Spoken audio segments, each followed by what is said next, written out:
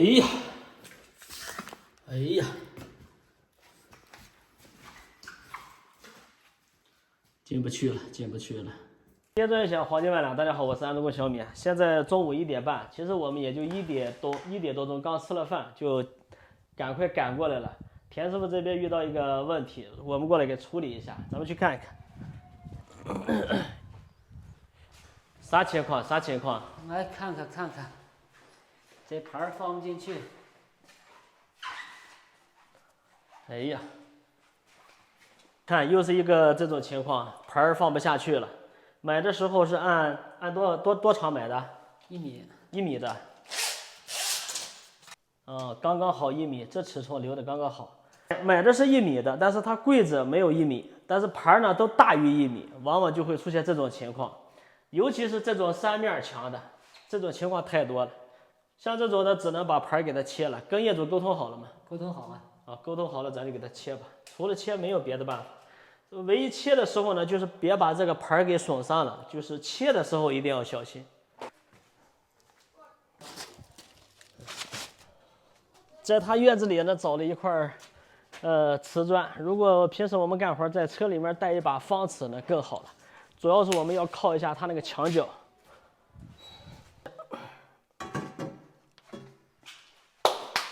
现在我们要利用这个瓷砖来靠一下这个墙角，这个墙角是不是直的？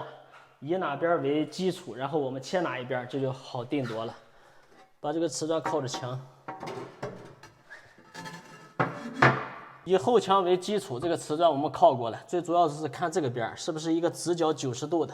只要它这个墙角是直的，我们以这个墙为基础往这边排尺寸，切的也不多，也就1公分左右吧。切一边就行了，不用两边切，刚刚好1米，刚刚好1米。这边稍多一点点，1米多一点点。刚才我们拿砖靠的就是右边这个边，也就是说这边是墙是直角。这个盘呢，厂家出厂一般都是直角，不可能有偏差的，所以盘就不用靠了。然后我们勾着这个边往这边量1米，往这边找啊。由于我们刚才量的是1米，切的时候呢预留一个5毫米的接隙，不然还是放不下去。然后我们到这一边呢，也是同样，这边画个6到7毫米，因为刚才那个墙呢多少有一点斜。行，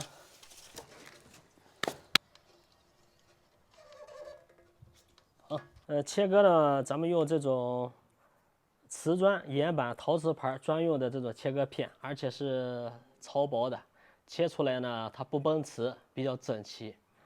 关于这个切陶瓷盘呢，我觉得在切的时候有很关键的2个点，我给大家说一下。在切的时候呢，我们要先切这个立面，然后还有这边的这个立面，这两边切通了，然后我们再切中间。如果是直接从这儿下刀的话，切割机切到这儿的时候，然后它梆的一下，陶瓷嘛，它就容易开裂。万一从这边裂了怎么办？所以这种情况是可能会发生的。为了避免它不发生呢，所以我们要把2头先切开了，然后再切中间。另外的一个点呢，就是我们干活的时候要戴上眼镜保护眼睛，戴上口罩保护鼻子。像我现在干了几年，已经是一个老鼻炎患者了，还是保护好自己吧。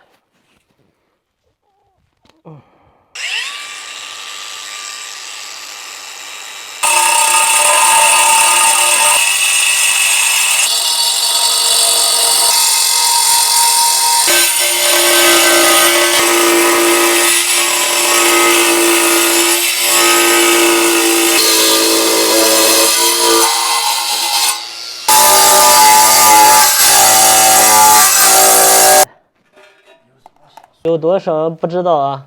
这个陶瓷盘其实是中空的，里面是个槽。它这个专用的切割片切出来呢，就崩瓷，几乎不崩瓷啊，比较整齐。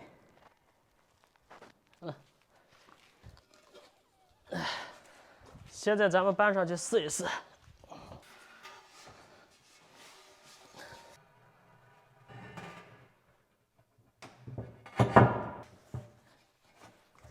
多切5毫米呢，其实很重要的，这样轻轻松松就放下去了。如果你切的刚刚好，有时候放下去的一瞬间有一点卡，也可能会造成崩瓷。所以说，我们即使装新盘的时候有缝隙，不也得打胶吗？像这种情况，我们然后打胶一收边就可以了。对，留一点点缝隙那是刚刚好。然后我们从这个立面来看一下，我在切的时候呢，专门把角磨机呢放了一点角度，这样切的时候呢，它是一个斜口，这样我们在往下放的时候，因为它盘嘛有厚度，有一个最大的对角，那对角就是下边，所以下边呢要多切一点，稍微带点斜度。接下来就剩水龙头，然后还有一个镜柜了，这个田师傅自己搞定吧。好了，今天这个切盘的视频呢就分享到这里了，拜拜。